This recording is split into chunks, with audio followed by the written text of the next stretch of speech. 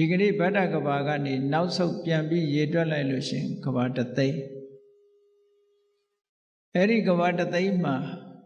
ဘုဒ္ဓမုဒ္ဒရာဆိုတဲ့မြတ်စွာဘုရားပွင့်တော်မူခဲ့တယ်ဘုဒ္ဓမုဒ္ဒရာမြတ်စွာဘုရားလက်ထက်မှာလူဘဝဖြစ်ရတော့လည်းပဲဒီဓမ္မဒိဏအမျိုးသမီးအလောင်းလျာလေးဟာ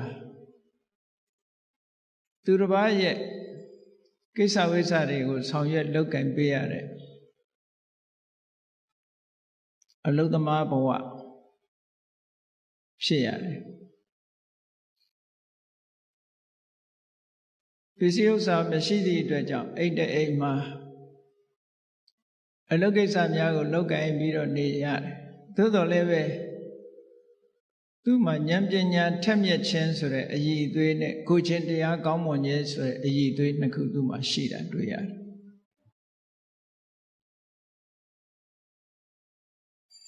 တထေးအိမ်တဲ့အိမ်မှာအလုပ်လုပ်ရင်ထိုခေတ်ထိုကာလတုန်းကရေချိုးဖို့တို့သုံးဖို့တို့ဆိုတာမြစ်ကူသွားပြီးတော့ရေခတ်ကြရတယ်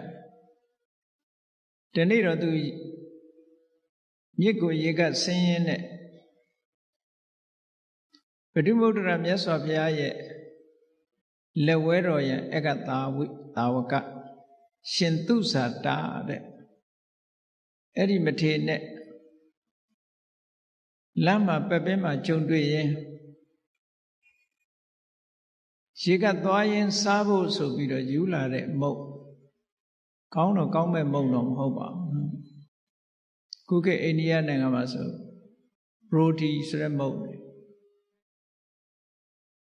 ဂျုံကိုပြပြီးတော့กินထားတဲ့မုတ်မျိုး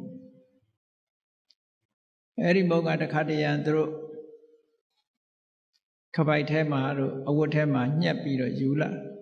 လမ်းမှာအစာပြေစားဖို့ဆိုယူလာတဲ့မုတ်လေးတရားတရားပေါက်ပြီးတော့အဲ့ဒီမထေမြတ်ဆွမ်းကံဝင်လာတာတယုတသိလက်စုံမှုပြီးတော့သူ့မုံကလေးကိုလှူလိုက်တယ်လှူလိုက်တဲ့အခါကျတော့မထေမြတ်ကလည်းဒီမျိုးသမီးလေးကိုချီးမြှောက်တဲ့အနေအားဖြင့်မကတ်ခံတဲ့နေရာမှာပဲတင့်တော်တဲ့နေရာလေးထိုင်ပြီးတော့အဲ့ဒီမုံကိုဖုံးပေးသုံးဆောင်ဝမ်းသာလိုက်တာသူလှူတဲ့မုံလေးကိုဖုံးပေးတယ်ဆိုပြီးတော့ဝမ်းသာရုံနဲ့မကဘူး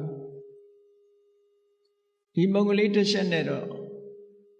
ဒီမထေမြတ်ဝမှာမဟုတ်ဘူးဆိုပြီးတော့အိမ်ကိုပင့်လာတယ်အိမ်ရောက်တဲ့အခါကျတော့သူ့ရဲ့အလုရှင်အိမ်ပိုင်တထေးကြီးကလည်းတရားတရားကောင်းသူဖြစ်တော့ဒီမျိုးသမီးတွေပင့်လာတဲ့သူဇာတမထေကိုအိမ်မှာဆွမ်းခဲပွဲဘောဇဉ်ချိုးချင်းရတာဖြားဖြားလေးဆက်ကလှူဒန်းလို့အဲ့ဒီဓမ္မဒိဏလောင်းအမျိုးသမီးလေးကိုကျေးဇူးတင်တဲ့အနေနဲ့အစိကံအဆင့်ကနေပြီးတော့ချွေးမအဆင့်ပေးထားတယ်တဲ့ချွေးမအဆင့်ဆိုတော့သူကအလွန်အဆင့်မြင့်သွားပြီပေါ့အဲ့ဒီချွေးမအဆင့်ပေးလိုက်တဲ့အခါကျတော့စတဲ့တဘိုးတိုးပြီးတော့ကုသိုလ်ကောင်းမှုတွေလုပ်ငကိုယ်တည်းကအသိဉာဏ်ထက်မြက်သူကိုချင်းတရားကောင်းသူဖြစ်တော့မြတ်စွာဘုရားအကြောင်းတော်သွားလို့တရားဓမ္မနာဒီနေ့တော့မြတ်စွာဘုရားကတရားဟောပြောတဲ့နေရာမှာထူးချွန်ထက်မြက်တဲ့အမျိုးသမီးဘိက္ခုနီတူဦးကိုဧတရက်ဘွယ်သူဖြင့်ချီးကျူးမြောက်စားနေတာပရိသတ်ထဲမှာတွေ့ရတော့အမတန်မှအားကြတယ်အားကြလို့ဘုရားမှုရှိတဲ့တန်ဃာတော်တွေကိုပင့်ပြီးအလှကြီးတန်းကြီးလုပ်ပြီးတော့အဲ့ဒီဘိက္ခုနီမမျိုးဖြစ်ပြရစေလို့ဆုတောင်းတယ်ဒါကိုလိုချင်တဲ့ဆုတစ်ခုကတော့တောင်းတဲ့တယ်လို့ဒီလိုဆိုတယ်နော်ဆုတောင်းမှုမရှိဘူးဥပမာပဲဣဒံမေပုံညာနိဗ္ဗာနတပစ္စယောဟောတုဆိုတော့နိဗ္ဗာန်ကိုပဲဆုတောင်းတာတော့နိဗ္ဗာန်ရမှာတော့သိချတယ်ဘယ်ဘဝနဲ့ရမယ်ဆိုတော့သိချဘူး ဆူတောင်းတော့မယ်ဆိုလို့ရှိရင်တော့လိုအပ်တဲ့အရေးချင်းတွေကတော့တတ္တာရှိဖို့လိုတယ်သီလရှိဖို့လိုတယ်သုတဆိုတာရှိဖို့လိုတယ်စာခဆိုတဲ့ဆွမ်းလွတ်မှုရှိဖို့လိုတယ်ပညာဆိုတဲ့အသည့်ရှိဖို့လိုတယ်အဲ့ဒီတရား၅ပါးပြည့်စုံပြီဆိုလို့ရှိရင်ဘဝတစ်ခုဌာနတစ်ခုဆူတောင်းတဲ့နယ်လို့ထေရဆရာကြီးကဆိုထားတယ်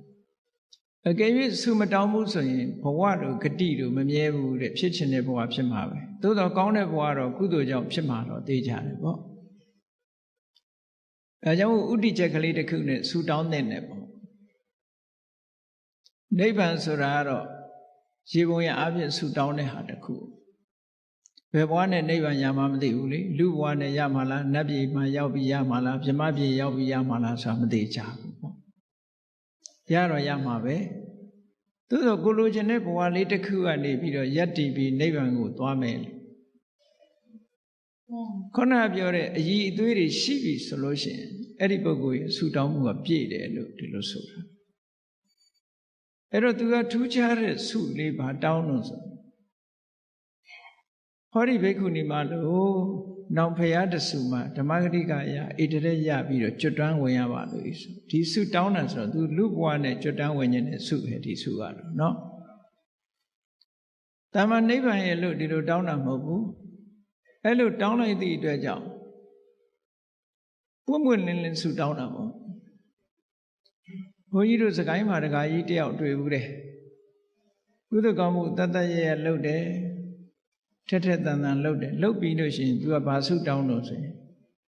သဗ္ဗညုဖေယဖြစ်ရပါလို့ဤလို့ပဲဆုတောင်းတယ် तू အမြဲတမ်းအဲ့လိုတကာကြီးတွေလည်းရှိတယ်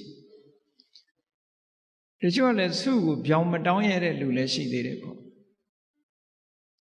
ကိုယ့်ရဲ့ဥတီချက်တစ်ခုလေးကတော့ရှိထားတဲ့နဲ့ပေါ့ဒီမျိုးသမီးတွေကဒီလိုဆုတောင်းလိုက်တဲ့အခါကျတော့ဘုရားဗုဒ္ဓရာမြတ်စွာဘုရားကအနာဂတံသလို့ခေါ်တဲ့ဝေးလံတဲ့အနာဂတ်တစ်ခုကိုမှတ်မြော်ပြီးတော့မြင်နိုင်တဲ့အဘိညာဉ်ဉာဏ်နဲ့ချိလိုက်တဲ့အခါကျတော့ဒီကနေ့လုပ်တဲ့ကုသိုလ်ရဲ့အရှိန်အဝါဒီကနေ့လုပ်တဲ့စေတနာစွမ်းအားတွေစုပန်မှုတွေဟာဘယ်အထိအောက်ရောက်သွားနိုင်တယ်လဲဆိုတာကိုကြည့်လိုက်တဲ့အခါကျတော့ဂေါရမမြတ်စွာဘုရားရဲ့လက်ထက်မှာသူဆန္ဒတွေပြည့်လိမ့်မယ်ဆိုတာကိုမြင်တယ်ဒါလည်းလောကနေအဖြစ်ယုတ်တိရှာပြီးတော့ကြည့်မယ်ဆိုလို့ရှိရင်မရောက်သေးတဲ့ဟာကိုကြွတင်ပြောလို့ရလားလို့ဆိုရတာရှိတာပေါ့ဥပမာထင်ရှားတာပြောမယ်ဆိုလို့ရှိရင်ဒုံးမြန်တစ်စင်းလွတ်တော့မယ်ဆိုလို့ရှိရင်ဘယ်နှမိုင်ဘယ်နှကီလိုမီတာရောက်မယ်ဆိုတာမလွတ်ခင်ကတွက်ချက်လို့မရဘူးလားရတယ်သူ့ရဲ့အရှိန်ကိုကြည့်ပြီးတွက်ချက်တာပဲဒါလည်းနော်ဒီဒုံးမြန်တစ်စင်းပြုတ်လွတ်လိုက်တာဘယ်နေရာကိုရောက်မယ်ဘယ်ပြစ်မှတ်ကိုထိမှန်မယ်ဆိုတာကျွတ်တင်ပြီးခံမှန်းပြောထားတဲ့အတိုင်းထိမှန်သွားတာတွေရောမရှိဘူးလားအဲ့ဒါလို့ဒီအမျိုးသမီးရဲ့စိတ်ဆန္ဒတွေဆုတောင်းမှုတွေသူ့ရဲ့စွမ်းအားကိုကြည့်လိုက်တဲ့အခါမြတ်စွာဘုရားဘယ်အချိန်မှသူစွမ်းအားပြည့်မလဲလို့ကျွတ်တင်ပြီးခံမှန်းလို့ပြောဆိုလို့ရတယ်ပေါ့နော်အဲ့ဒါကိုပဲဗျာဒိတ်ပေးတယ်လို့ခေါ်တာဂေါရမမြတ်စွာဘုရားပွင့်လာတဲ့အခါမှာဓမ္မထိန်နာဆိုတဲ့နာမည်နဲ့တရားသူတရားမြတ်ရပြီးတော့ဓမ္မဂတိကရာမှာဣတရက်ဘွယ်တို့ချင်းချီးကျူးခံရလိမ့်မယ်လို့မြတ်စွာဘုရားဖွင့်ဟပြီးတော့ဗျာဒိတ်ပေးလိုက်တာသိဝန္တာတဲ့အဲ့ဒီချက်ကုသိုလ်ကောင်းမှုတွေစတဲ့တဘူတိုးပြီးတော့တစ်သက်လုံးလှုပ်တာသူတို့ခေတ်ကအသက်ကလည်းရှည်တော့လူတွေရဲ့သက်တမ်းကအနှစ်2000ဆိုတော့နှစ်2000ကာလရှည်ကြာလောက်အောင်ကုသိုလ်ကောင်းမှုတွေများစွာစီးပူးသွားတယ်တည်တဲ့အခါကျတော့တာဝရိန္ဒနတ်ပြည်ရောက်တယ်အဲ့ဒါလို့ဂျားတဲ့ကဘဝခရီးတွေကိုတော့ဖော်မပြတော့ဘူးဒါသူ့ရဲ့ဘဝပါရမီဘဝစတင်တာတော့ဘုရုမုဒ္ဒရာမြတ်စွာဘုရားလက်ထက်ကစလိုက်တာကသဗ္ဗဘုရားလက်ထက်မှာလူဘဝမှာသူတစ်ခါပြန်ပြီးတော့ပေါ်လာတယ်ကာတိတိုင်းဗာရဏသီပြည်မှာ ကိကိဆိုတဲ့ဘုရင်ကြီးအဲ့ဒီဘုရင်ကြီးမှာသမီးတော်9ပါးဆိုတာရှိတယ်အမတန်ထူးခြားတဲ့သမီးတော်တွေအဲ့ဒီသမီးတော်9ဖော်ထဲမှာသူဟာတယောက်အနေနဲ့ပါဝင်တယ်သူ့နာမည်ကအဲ့ဒီတုန်းကသူဓမ္မာတဲ့သူဓမ္မာဆိုတဲ့နာမည်နဲ့အဲ့ဒီကိကိမင်းကြီးရဲ့သမီးတော်ထဲမှာပါတယ်ဟိုကိကိမင်းကြီးရဲ့သမီးတော်တွေကလည်းစိတ်ထားညီကြလို့သူတို့ဖခင်ကြီးတော်ကြီးကိုသာသနာပေါင်းဝင်ပြီးတော့မြတ်သောအကျင့်ကျင့်ဖို့ဆိုပြီးတော့ဘိက္ခုနီမှာလှုပ်ဖို့ခွင့်ပန်တော်လဲခမည်းတော်မင်းကြီးကခွင့်မပြုဘူးခွင့်မပြုသည့်အတွက်ကြောင့်သူတို့တသက်တာကာလအိမ်တော်မပြုကြပဲနဲ့အပြုစင်ဘဝနဲ့ပဲဗြဟ္မစရိယသိက္ခာပုဒ်ကိုစောင့်တည်ပြီးတရားဓမ္မကျင့်တရားနဲ့ပဲပျော်ပြီးတော့နေကြတာ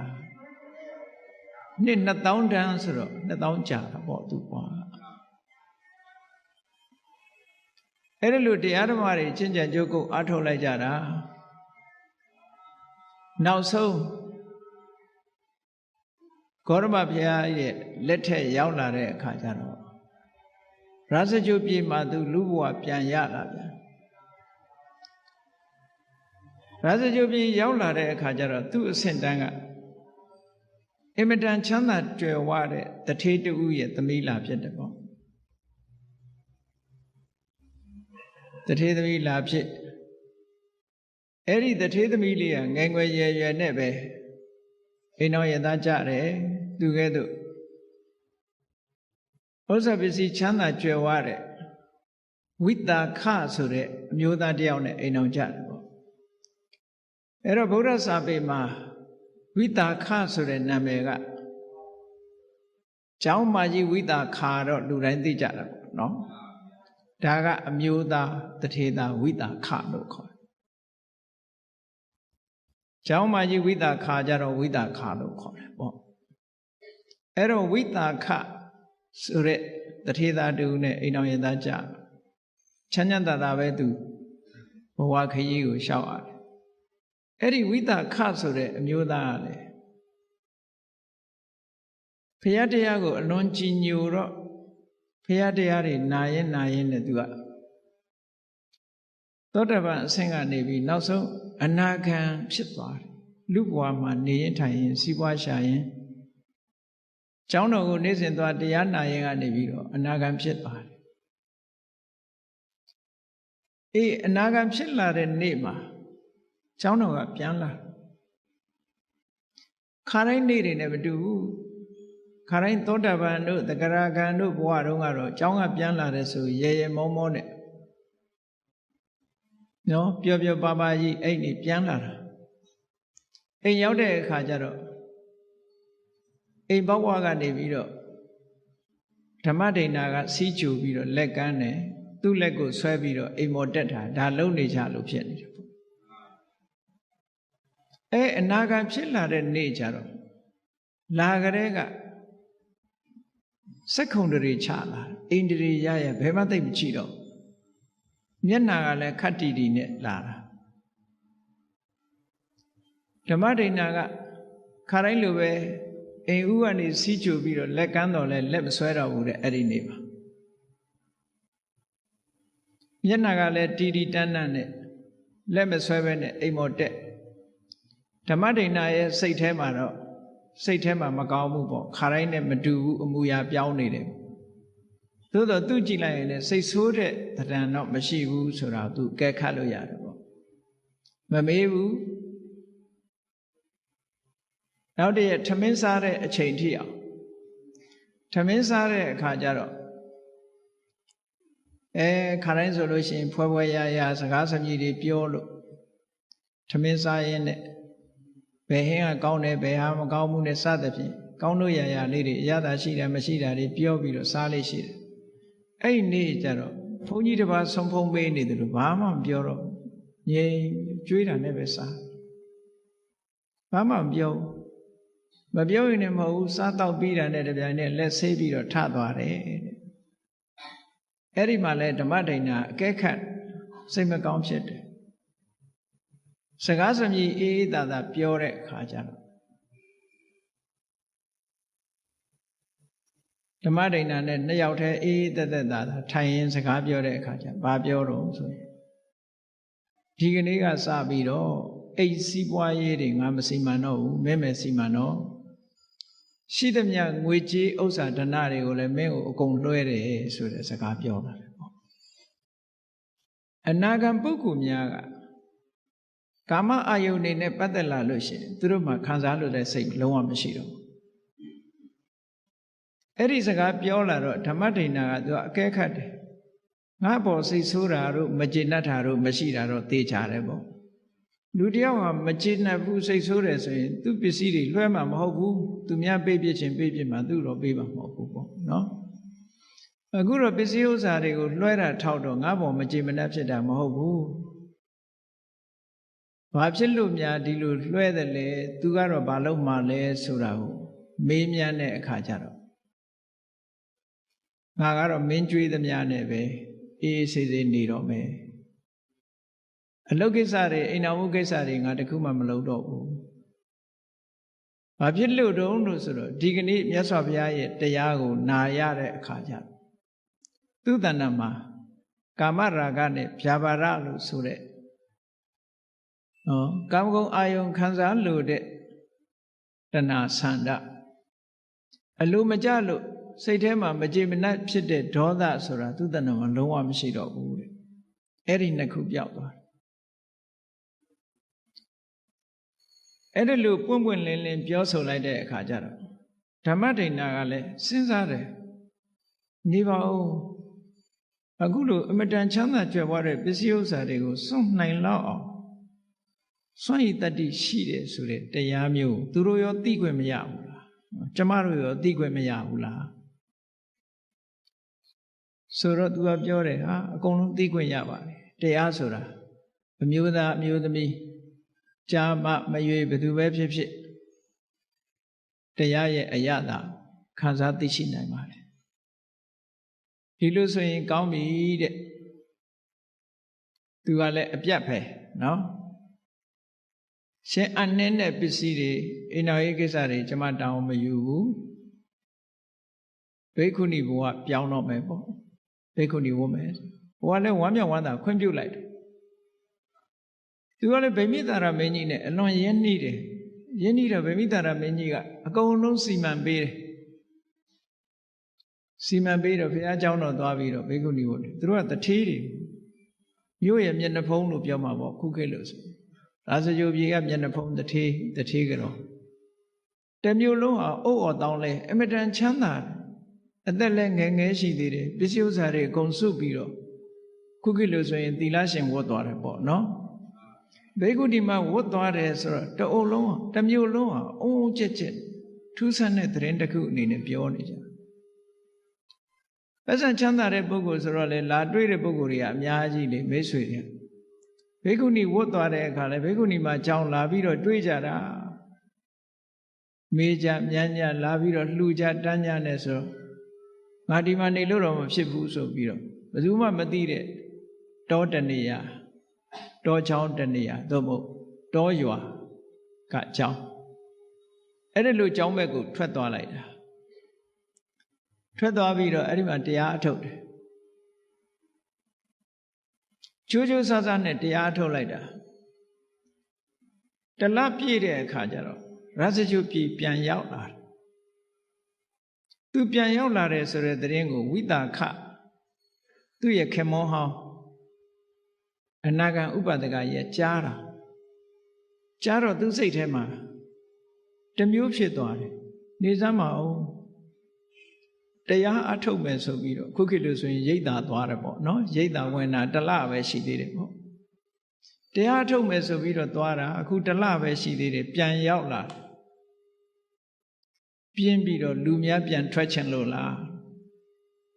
ဘာလို့များပြန်လာတာပါလဲလို့သိချင်လာတယ်ဒါလည်းသဘာဝပဲနော်သို့တော်လည်းပဲသွားပြီးတော့ခုခေတ်လူတွေဆိုရင်ဘယ်လိုမေးဘာလို့ပြန်လာတာတော့ဟုတ်လားတရားအထုတ်နေတာဟုတ်ကဲ့တန်းနဲ့ဘာလို့ပြန်လာတာပြင်းလို့လားလူထွက်ချင်ပလားနဲ့မေးကောင်းမေးလိုက်မယ်ဝိသခာတကကြီးကအဲ့ဒါလို့မမေးဘူးသိရင်ကျေးတယ်သူက မတော်ဘူးအဲ့ဒီမေကွန်မျိုးသွားမေးတာသူ့စော်ကားရရောက်တယ်ပေါ့အဲ့လိုမေးရင်စော်ကားရရောက်တာပဲဟုတ်တယ်လေပြင်းသလားလို့ဆိုလို့ရှိရင်ဒါလူပြင်းဆိုတဲ့အဓိပ္ပာယ်မျိုးကဲ့ရတာတပိုင်းပါနေသေးတယ်ဟုတ်ကဲ့လားလူထွက်ချင်လို့လားဆိုလဲသူ့ကိုထင်သေးတဲ့သဘောပါနေတယ်လေအဲ့ဒါကြောင့်မို့လို့အဲ့ဒီမေကွန်မျိုးကိုရှောင်တယ်သူကမမေးဘူးသွားပြီးတော့တွေ့တယ်တယုတသိတလိတစားဓမ္မဒိဏထေရီမောက်သွားတွေ့တယ်တွေ့ပြီးတော့သူအခက်ခတ်ကြည့်တဲ့အခါကျတော့အင်ပြင်းတဲ့ပုံစံတော့မရှိဘူးတရားထုတရားမြတ်ရလာပုံရတယ်ပေါ့သို့တော်လည်းသူမေကွန်းနေမေးမယ်မေကွန်းနေမေးလိုက်တာဘယ်လောက်မေးတုံးဆိုရင်မေကွန်းပေါင်း90ကျော်တယ်သူမေးတာ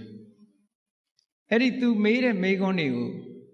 စာပေကျမ်းဂန်မှာမှတ်တမ်းတင်ထားတာစုလဝေထံလသုတ်ခေါ်တယ်မေကွန်းမေးလို့အဖြေရလာလို့ရှိရင်ဂျေနတ်လို့ဆက်ပြီးတော့မေးလိုက်တာမေကွန်းပေါင်း52ခုသူမေးတာအဲ့ဒီ52ခုကိုဒီကနေ့အချင်းချုပ်ကလေးပြောအောင်ဒီဓမ္မမေကွန်းတွေကသူ့ရဲ့ဓမ္မအည်အသွေးတွေအဆင့်တွေကိုသိချင်လို့မေးတဲ့မေကွန်းတဲ့ခုနကလိုလူထွက်ချင်လို့လားပြင်းလို့ပြန်လာတာလားဆိုမေကွန်းကအမတန်မှမယင်ကျေးရာရောက်သည့်အတွက်ကြောင့်အဲ့ဒီမေကွန်းနဲ့မမေးဘူးသူအသိဉာဏ်ဟာဘလောက်ထိအောင်ဓမ္မအသိဉာဏ်ဘလောက်ရှိပြီးတော့သာသနာတော်မှာဘလောက်ပျော်မွေ့နေပြီလဲဆိုတာကိုသိချင်လို့တစ်ဖက်နဲ့လှည့်ပြီးတော့မေးတာတဲ့နော်အဲ့ဒီမှာပထမဆုံးသူမေးတာကသောတပန်ပုဂ္ဂိုလ်တွေဖြေရမယ့်မေခွန်းမျိုးကိုမေးတာသောတပန်ဖြစ်ပြီလားမဖြစ်သေးဘူးလားစမ်းကြည့်တဲ့သဘောနော်ပထမဆုံးမေးလိုက်တယ်အရှင်မမြတ်စွာဘုရားကသက်ကာယနဲ့သုံးနှုံးပြီးဟောကြားထားတာတွေရှိတယ်တဲ့ဘာကိုသက်ကာယခေါ်တာလဲဒီမေခွန်းလေးကိုမေးတယ်ပထမဆုံးအဲ့ဒီမှာဓမ္မဒိဏထေရီမကလည်းမဆိုင်မတွပဲဥဒကဝိသခာသက်ကာယဆိုတာတဏှာဒိဋ္ဌိတွေရဲ့ဆွဲလန်းရာတဏှာအမြင်နဲ့ချင်းကပ်တဲ့ဒိဋ္ဌိအမြင်နဲ့ချင်းကပ်ပြီးတော့ဆွဲလန်းတဲ့ခန္ဓာ၅ပါးကိုသက်ကာယခေါ်တာပါတဲ့ဓာတုဖြေတယ်နော်အဲ့တော့တရားတော်ပရိသတ်တွေလည်းဒါမှတ်ထားဖို့ပေါ့သက်ကာယဆိုတာတခြားဟာကိုခေါ်တာမဟုတ်ဘူးတဏှာရဲ့အာယုံဒိဋ္ဌိရဲ့အာယုံဆွဲလန်းရာဖြစ်တဲ့ခန္ဓာ၅ပါးတဲ့ရူပခန္ဓာရူပုပါဒာနဲ့ခန္ဓာဝေရဏုပါဒာနဲ့ခန္ဓာသင်္ညုပါဒာနဲ့ခန္ဓာသင်္ခါရုပါဒာနဲ့ခန္ဓာဝိညာဏုပါဒာနဲ့ခန္ဓာလို့ခေါ်တယ်တဏှာရဲ့အာယုံဒိဋ္ဌိရဲ့အာယုံဖြစ်တဲ့ခန္ဓာ၅ပါးအဲ့ဒီခန္ဓာ၅ပါးကိုသက်ကာယလို့ခေါ်တယ်လို့ဆိုသူသက်ကာယတော့သူရှင်းရှင်းသိသားပဲဆိုပြီးတော့ဆက်မေးတယ်အဲ့ဒါနဲ့ပတ်သက်ဒါဖြင့်ရှင်မရေတဲ့သက်ကာယသမုဒယသက်ကာယဖြစ်ကြောင်းတရားဆိုတာကဘာကိုပြောတာတော့ဓမ္မဒိဏဖြေတယ်ဓမ္မစကြာတဲ့အတိုင်းပဲယာယံတဏပောနုဘဝိကနန္ဒီရာဂသဟကတာတတ္တရဘိနန္တိနိတေယထိတံကာမတဏဘဝတဏဝိဘဝတဏဘဝတစ်ခုကိုဖြစ်စေတတ်တယ်ဘဝတစ်ခုကိုထုတ်လုပ်ပြီးတော့နှစ်သက်မှုဆွဲလန်းမှုနဲ့အတူတကွဖြစ်ပြီးဘယ်အာယုံပဲဖြစ်ဖြစ်တွေ့ရာကိုကြိုက်နှစ်သက်တတ်တဲ့တဏှာကိုပဲသက်ကာယသမုဒယဟောဒီသက်ကာယဆိုတဲ့ခန္ဓာ၅ပါးကိုထပ်တလဲလဲဖြစ်နေအောင်လုပ်တဲ့တရားဆိုတာတခြားမဟုတ်ပါဘူးတဲ့တဏှာကိုပြောတာပါတဲ့အဲ့ဒီတဏှာဟာကာမတဏှာဘဝတဏှာဝိဘဝတဏှာလို့၃မျိုးခွဲထားတာကာမတဏှာဆိုတာကာမဂုဏ်အာယုန်တွေနဲ့ပတ်သက်ပြီးတော့လိုချင်တတ်မဲ့တာဘဝတဏှာဆိုတာကာမဂုဏ်အာယုန်ဒီအပေါ်မှာမှားယွင်းတဲ့အမြင်ကလေးနဲ့ထာဝရမြဲတဲ့အရာလို့ထင်မှတ်ပြီးတော့တွေ့တာဘဝတဏှာဝိဘဝတဏှာဆိုတာအဲ့ဒီကာမဂုဏ်အာယုန်တွေကိုပဲတဘဝတစ်ခါပဲပြီးရင်ပြတ်တာပဲလို့ဆိုတဲ့အတွေးဥစ္စေရဒိဋ္ဌိအတွေးနဲ့တွေ့တာတဏှာနဲ့ဒိဋ္ဌိဟာအဓိကဖြစ်တာဟုတ်ဒါကြောင့်မို့လို့အဲ့ဒီတဏှာ၃မျိုး တတ္တဒိဋ္ဌိနဲ့ရှင်တွဲလာတဲ့တဏှာကဘဝတဏှာဥစ္စေတဒိဋ္ဌိနဲ့ရှင်တွဲလာတဲ့တဏှာကဝိဘဝတဏှာအဲ့ဒီဝိဘဝဆိုတာလဲတဏှာပဲတဏှာတစ်မျိုးပဲထာဝရဖြစ်ချင်းနေတာတန်တရားဝတ်ထဲမှာထာဝရဖြစ်ချင်းနေတာဘဝတဏှာအေးဘဝဆိုတာပြီးတာပဲဆိုတာကဝိဘဝတဏှာပေါ့ပြတ်သွားတာကိုသဘောကျတာဝိဘဝတဏှာ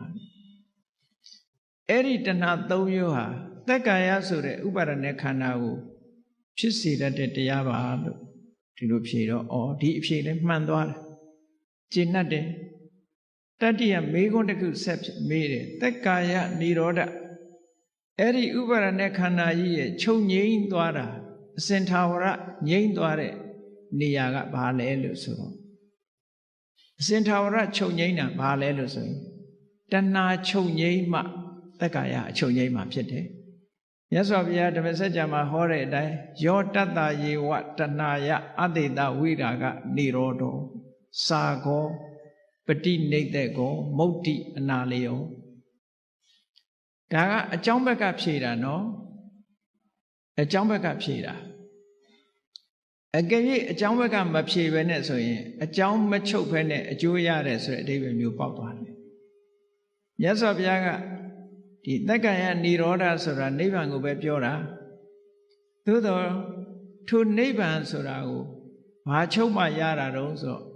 သက္ကာယသမုဒယလို့ခေါ်တဲ့တဏှာချုပ်ငြိမ်းမှရနိုင်တယ်အကြောင်းဖြတ်မှအကျိုးရမယ်ဟုတ်ကလားဒါကြောင့်မို့သက္ကာယនិရောဓဆိုတဲ့ဒီဥပါဒณะခန္ဓာကြီးလုံးဝချုပ်ငြိမ်းသွားတယ်ဆိုတော့ဥပါဒณะခန္ဓာကြီးကိုထုတ်လုပ်နေတဲ့တဏှာချုပ်ငြိမ်းမှသာလင်သူကချုပ်ငြိမ်းမှာဟုတ်အကြောင်းရှိနေသေးတယ်များဒီအကျိုးကဆက်နေဦးမှာဒါကြောင့်မို့အဲ့ဒီသက္ကာယကိုထုတ်လုပ်နေတဲ့တဏှာရဲ့လုံးဝအပြည့်သက်ချုပ်ငြိမ်းသွားတာကိုသက္ကာယនិရောဓလို့ခေါ်ပါတယ်ဟောဒီအဖြေလည်းပဲလုံးဝမှန်နေတယ်ဟောနောက်ဆက်ပြီးတော့မေးတယ်ဒါဖြင့်အဲ့ဒီလိုလုံးဝချုပ်ငြိမ်းသွားအောင်ဘာကျင့်ရမှာလဲအကျင့်မှာမေးတာဘာကျင့်ရမှာလဲမကျင့်မဲနဲ့တော့ဘာမှရလာမှာမဟုတ်ဘူးအဲ့ဒီတော့ကျင့်ရမယ်ဆိုတာတခြားမဟုတ်ပါဘူးတဲ့မြင့်မြတ်တဲ့အင်္ဂါ၈ပါးနဲ့ပြည့်စုံတဲ့မဂ်ခင်၈ပါးအကျင့်တရားကိုပဲကျင့်ရမှာပါသစ္စာ၄ပါးကိုမေးဖြေတဲ့သဘောပဲဒီမေးဖြေတွေကဘယ်ပုဂ္ဂိုလ်တွေမှရှင်းရှင်းလင်းလင်းဖြေနိုင်တော့ဆိုသောတာပန်ဖြစ်တဲ့ပုဂ္ဂိုလ်မှရှင်းရှင်းလင်းလင်းဖြေနိုင်တာဟုတ်ဉာဏ်တဲ့ပုဂ္ဂိုလ်တွေကစာပေရသိထားလို့ရှိရင်စာရဖြေကောင်းဖြေလိမ့်မယ်သောတာပန်ပုဂ္ဂိုလ်ကြတော့သူဉာဏ်နဲ့သိတဲ့အသိရှင်းရှင်းလင်းလင်းမြင်နေတာဒီတိုင်းပဲဆိုတာကိုရှင်းပြီဒီမေကွန်းလေးခုကဝိသကသထေကြီးကဓမ္မဒိဏဟာသောတာပန်များဖြစ်ပြီလားတရားဓုတရားမြတ်ရပြီလားဆိုတဲ့မမေးပဲနဲ့သိရမယ်မေကွန်းကိုမေးလိုက်တာပဲဒါကောင်းပြီဒီမေကွန်းတွေကိုသူဖြေလိုက်တာခြေနှက်သွားအဖြေကမှန်သွားပြီအေးသောတာပန်အဆင့်ဓမ္မဉာဏ်တော့ရနေပြီပဲစိတ်ထဲမှာအေးချမ်းသွားတယ်ဘာဆက်ပြီးတော့မေးတုံးဆိုရင်ခုနကပြောခဲ့တဲ့ဥပါဒါနဲ့ခန္ဓာဆိုတဲ့သူ့အဖြေထဲမှာပါတဲ့စကားလေးကိုကောက်ပြီးတော့မေးတယ်နေပါအောင်ရှင်မာတဲ့ဥပါဒါနဥပါဒံဆိုတာနဲ့ဥပါဒါနဲ့ခန္ဓာဆိုတာတူလားတဲ့တခြားစီလားဥပါဒံကိုပဲဥပါဒနဲ့ခန္ဓာခေါ်တာလားသို့မဟုတ်ဥပါဒံဆိုတာဥပါဒနဲ့ခန္ဓာကတခြားလားတဲ့ဟောဒီမေကုန်းကိုကောက်မေးလိုက်တော့ဓမ္မဒိဏကမဆိုင်မတော့ပဲဖြေလိုက်တယ်ဥပါဒံကိုဥပါဒနဲ့ခန္ဓာခေါ်တာမဟုတ်ပါဘူးတဲ့အဲ့ဒီဥပါဒံဟာဥပါဒနဲ့ခန္ဓာကတခြားလည်းမဟုတ်ပါဘူးတဲ့အဲ့ဒီဥပါဒနဲ့ခန္ဓာပေါ်မှာဆွဲလန်းနေတဲ့သန္တာရာဂကိုသာလျှင်ဥပါဒံလို့ခေါ်တာပါသူဖြေတဲ့အဖြေလေးနော်ဥပါဒံကိုဥပါဒနဲ့ခန္ဓာခေါ်တာမဟုတ်ဘူးဥပါဒနဲ့ခန္ဓာမှဥပါဒံကတခြားလည်းမဟုတ်ဘူးအဲ့ဒီဥပါဒနဲ့ခန္ဓာကိုဆွဲလန်းနေတဲ့သန္တာရာဂတဏှာလေးကိုပဲဥပါဒံလို့ခေါ်ပါတယ်လို့ဒီနေရာမှာဒိဋ္ဌိကိုမဖြေဘူးတဏှာတစ်ခုတည်းကိုဖြေတယ်ဆိုတာသတိထားဖို့ပေါ့နော်အဲ့ဒါလို့ဖြေလိုက်တယ် ဖြေလိုက်တဲ့အခါကျတော့ကြည့်တဏှာနဲ့ပတ်သက်တဲ့အဖြေကြတော့ဒီအဆင့်ကြတော့သူကသောတပန်အဆင့်နဲ့မကတော့ဘူးပေါ့တဂရဂံအဆင့်မျိုးထိအောင်ရောက်လာတဲ့သဘောရှိတယ်ပေါ့အဲ့ဒီမိဂုံးမျိုးအကဲခတ်လို့ရသွားတယ်နောက်ထပ်ဆက်ပြီးတော့မေးတယ်မကျေနပ်သေးဘူးသက်ကာယဒိဋ္ဌိဆိုတာနဲ့ပတ်သက်ပြီးတော့မေးတယ်ခေါဏကသက်ကာယဆိုတာခန္ဓာ၅ပါးဥပါဒณะခန္ဓာ၅ပါးကိုခေါ်တယ်သက်ကာယဒိဋ္ဌိဆိုတာအဲ့ဒီသက်ကာယအပေါ်မှာဒိဋ္ဌိဆိုတဲ့မှားယွင်းတဲ့အမြင်ကဘယ်လိုဖြစ်လာတာတော့ဒီမေးခွန်းကိုမေးပြန်မေးတဲ့အခါကျတော့ဓမ္မဒိဋ္ဌာအဖြစ်တယ်အေးသူတော်ကောင်းတွေကိုမစိကပ်ရဘူးမစိကပ်ရသည့်အတွက်ကြောင့်သူတော်ကောင်းတရားကိုမနာရဘူးမနာရသည့်အတွက်ကြောင့်ဈာဘူးနာဝမရှိဘူးသူတော်ကောင်းတရားနဲ့ပတ်သက်ပြီးတော့လေ့ကျင့်သင်ကြားထားတာမရှိဘူးမရှိသည့်အတွက်ကြောင့်ဟောဒီခန္ဓာ၅ပါးကိုပဲအတ္တလို့ဒီလိုဆွဲလန်းသွားလို့ရှိရင်တက္ကရာဒိဋ္ဌိဖြစ်ပါတယ်အဲ့တော့တက္ကရာဒိဋ္ဌိဆိုတာဘာကြောင့်ဖြစ်တာတုံးလို့ဆိုတာသေချာစဉ်းစားကြည့်နော်သူတော်ကောင်းတရားကိုမနာရတာသူတော်ကောင်းတရားကိုကြားနာခွင့်မရတာရဲ့သူတော်ကောင်းကလေ့ကျင့်သင်ကြားပေးထားတာမရှိတာရဲ့တရားဓမ္မနဲ့အလံဝေးနေတဲ့ပုဂ္ဂိုလ်တွေဟာခန္ဓာ၅ပါးနဲ့ပတ်သက်ပြီးတော့မှားမှားယွင်းယွင်းတွေးခေါ်မှုတွေရှိလာတတ်တယ်အဲ့ဒါကြောင့်မလို့ခန္ဓာ၅ပါးကိုအတ္တအနေနဲ့မြင်လာတယ်ငါပိုင်တယ်ဆိုတဲ့အရာငါဆိုတဲ့အနေထားနဲ့မြင်လာတယ်သာဝရခိုင်မြဲတဲ့အရာနော်အနှစ်သာရတစ်ခုအနေနဲ့မြင်လာတယ်အဲ့ဒီအနှစ်သာရဆိုတဲ့ဒီအတ္တမှာခန္ဓာ၅ပါးရှိနေတယ်ဆိုတာမြင်လာတယ်အဲ့ဒီအတ္တဟာခန္ဓာထဲမှာရှိနေတယ်လို့မြင်လာတယ်နော်ခန္ဓာဟာအတ္တရဲ့တရားအဖြစ်ဖြစ်မြင်လာတယ်မြင်ပုံမြင်နည်း၄မျိုးသွားတာတက္ကရာဒိဋ္ဌိ20လို့ခေါ်တယ်အဲ့ဒီတက္ကရာဒိဋ္ဌိ20ကိုအသေးစိတ်ဖြေလိုက်တာတက္ကရာဒိဋ္ဌိဆိုတာအဲ့ဒါလို့ရှုမြင်မှဖြစ်လာတာဆိုပါစို့ရူပံအတ္တတောတမနုပတ္တိရုပ်ကြီးကိုအတ္တလို့မြင်ပြီဆိုရင်ဒါတက္ကရာဒိဋ္ဌိဖြစ်တယ်ပေါ့အဲ့ဒါလို့မြင်တာလဲဘာကြောင့်မြင်လဲလို့ဆိုလို့ရှိရင်တရားဓမ္မမနာရလို့ဟောတရားဓမ္မနာရတဲ့ပုဂ္ဂိုလ်ကြတော့အေးခန္ဓာ၅ပါးယုံနာတရားဟာရုပ်ပဲနာမဲ့သူ့တဘာဝအတိုင်းသူရှိနေတယ်အတ္တဆိုတဲ့ခိုင်မာတဲ့အရာမဟုတ်ဘူးလို့ဆိုတာကိုနာကြားထားတဲ့အခါသိတယ်ပေါ့ကျင့်သုံးထားတဲ့အခါမှာလည်းပဲငါလို့ပြောเสียမရှိဘူးဆိုတာသိတယ်အဲ့ဒါလို့မှအသိမရှိဘူးဆိုလို့ရှိရင်ဟောဒီရုပ်ကြီးကိုပဲအတ္တလို့ဒီလိုမြင်လာနိုင်တယ်ပေါ့အဲ့ဒါလို့မြင်ပြီးတော့မှားယွင်းတဲ့အတွေးတွေတွေးလာပြီဆိုလို့ရှိရင်ဒါတက္ကရာဒိဋ္ဌိဖြစ်တယ်ဒီလိုပြောတာနော်ခန္ဓာ၅ပါးနဲ့ဒါတက္ကရာဒိဋ္ဌိဖြစ်ပုံအကျဉ်းလေးပဲပေါ့နောက်ဆက်ပြီးတော့မေးတယ်တက္ကရာဒိဋ္ဌိမဖြစ်ပုံကိုပြောပါအောင်လို့ဆိုတက္ကရာဒိဋ္ဌိမဖြစ်ဘူးဆိုတာတဲ့သူတော်ကောင်းတွေကိုစိကပ်လို့သူတော်ကောင်းတရားနာရတဲ့အခါမှာယုံနာမတပါငါလို့ပြောเสียမရှိဘူးခန္ဓာဟာခန္ဓာမြတာဖြစ်တယ်သဘာဝတရားတက်တက်မြတာဖြစ်တယ်အတ္တဆိုတဲ့သာဝရခိုင်မာတဲ့အရာမဟုတ်ဘူးလို့မြတ်စွာဘုရားဟောတဲ့တရားကိုနာရလို့လက်တွေ့ကျင့်သုံးရတဲ့အခါမှာခုနကပြောသလိုခန္ဓာ၅ပါးကိုအတ္တလို့မရှုတော့ဘူးတဲ့အဲ့ဒီလိုမရှုတော့သည့်အတွက်ကြောင့်တက္ကရာဒိဋ္ဌိမဖြစ်ပါဘူးဒီလိုဟောတယ်အဲ့တော့သူ့အဖြေတွေကအကုန်လုံးမှန်ကန်ပြီးတော့နေတယ်မေးခွန်းနေမေးလိုက်တာနောက်ထပ်နံပါတ်၈မေးခွန်းတစ်ခါဆက်ပြီးတော့မေးပြန်တယ်မဂ္ဂင်၈ပါးဆိုတာဘာလဲခုနစောစောကပြောထားတာနော်ဘုန်းကြီးတို့တွေလည်းသင်ထားသည့်အတွက်ကြောင့်မဂ္ဂင်၈ပါးဆိုတာဘာလဲအလုံးသိနေကြတယ်နော်အဲ့တော့ဓမ္မဒိဋ္ဌာထေရီမကိုမေးတယ်ဒါကအရေးကြီးတဲ့အကျင့်တရားဖြစ်သည့်အတွက်ကြောင့်သူဒီမေးခွန်းမေးတယ်မဂ္ဂင်၈ပါးအကျင့်တရားဆိုတာဘာလဲလို့ဆိုတော့မြေးလိုက်တယ်သမ္မာဒိဋ္ဌိသမ္မာသင်္ကပ္ပသမ္မာဝါစာသမ္မာကမ္မန္တသမ္မာအာဇီဝသမ္မာဝါယာမသမ္မာတတိသမ္မာသမာဓိပေါ့တခုစီမဂ္ဂင်၈ပါးအကျင့်တရားကိုဖြည့်ရှင်းလိုက်ဖြည့်ရှင်းတော့ ဒါတရားကျင့်လို့သိထားတဲ့အသည့်တွေနဲ့ဖြေတာနော်သူဘိက္ခုနီဝတ္ထတလပဲရှိသေးတယ်တလအတွင်းမှာသူဒါတွေအကုန်လုံးတရားနဲ့ပတ်သက်ပြီးသိသွားတယ်အဲ့ဒါနဲ့နောက်9ခုမြောက်မေးခွန်းအနေနဲ့ဆက်ပြီးတော့မေးတယ်အဲ့ဒီမဂ္ဂင်၈ပါးဟာတဲ့အကြောင်းတရားတွေကဖန်တီးထားတဲ့သင်္ခတလားသို့မဟုတ်အကြောင်းတရားတွေကအကြောင်းတရားကင်းပြီးတော့ဖြစ်နေတဲ့အသင်္ခတလားဆိုတဲ့မေးခွန်းမေးတယ်ဒါကပို့ပြီးတော့လေးနဲ့သွားတယ်ပေါ့သင်္ခတလားအသင်္ခတလား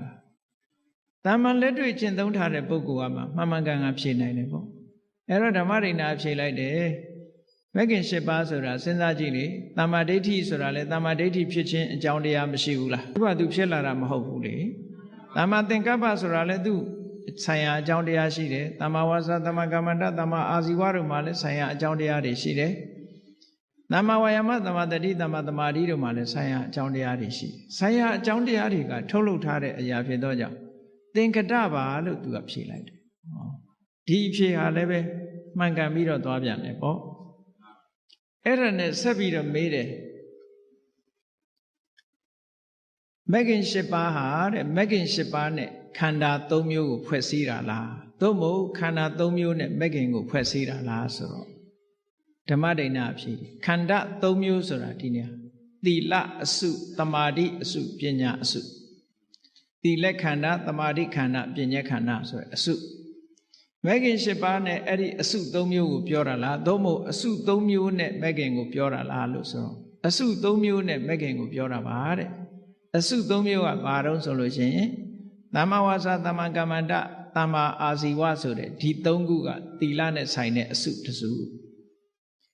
သမ္မာဝါယာမသမ္မာတတိသမ္မာသမာဓိဒီ၃ခုကသမာဓိနဲ့ဆိုင်တဲ့အစု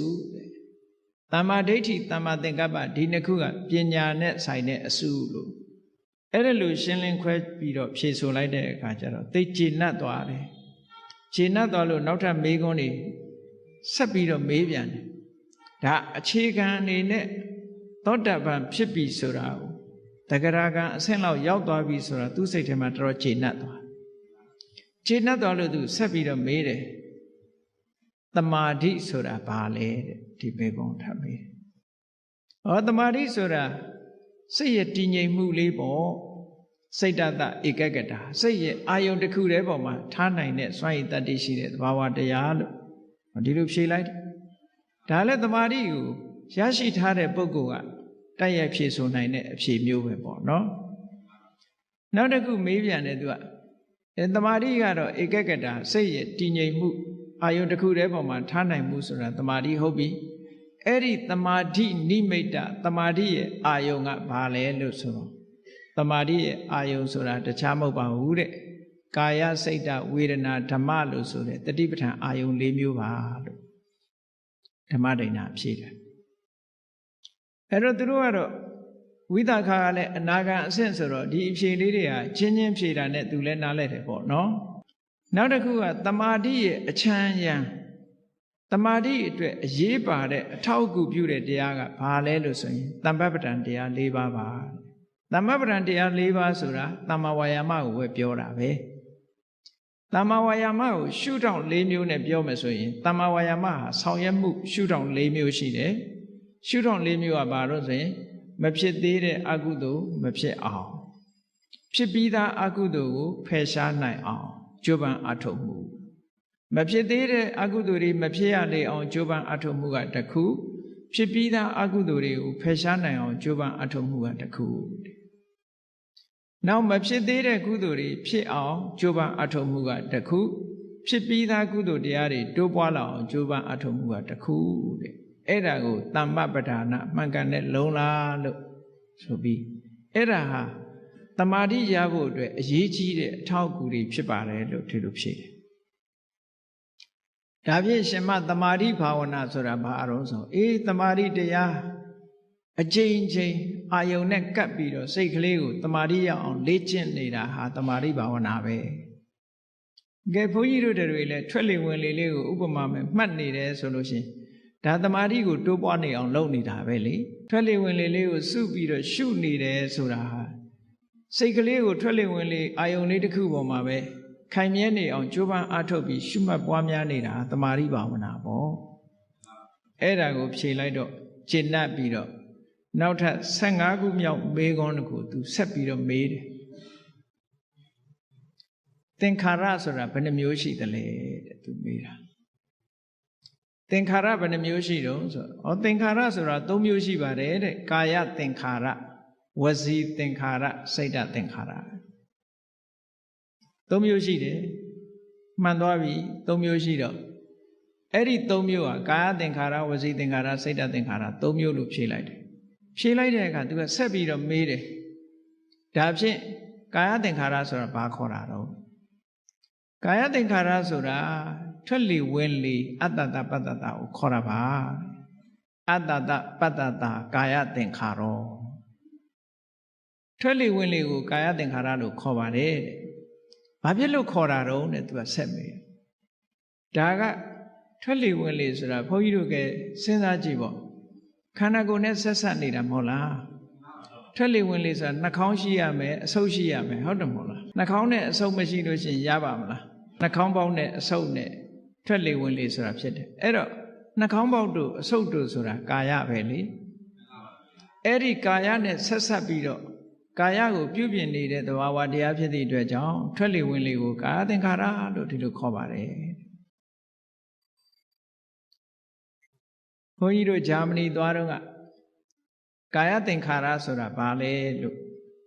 ဂျာမန်တယောက်ကမေးတော့အေးကာယသင်္ခါရဆိုတာအတ္တတပတ္တတာကိုကာယသင်္ခါရလို့ခေါ်တယ်ဘယ်မှာပါတော့ဆိုအဘိဓမ္မာမှာပါတယ်လို့အဘိဓမ္မာမှာသင်္ခါရယမိုက်ဆိုတာရှိတယ်အဲ့ဒီသင်္ခါရယမိုက်မှာလဲကာယသင်္ခါရဆိုတာအတ္တတပတ္တတာကာယသင်္ခါရလို့ဟောတာသူတို့အနောက်တိုင်းကဥရောပတချို့လူတွေကအဘိဓမ္မာတဲ့သုတ်တံကိုပို့ပြီးတော့ဦးစားပေးခြင်းတယ်ဒါကြောင့်မို့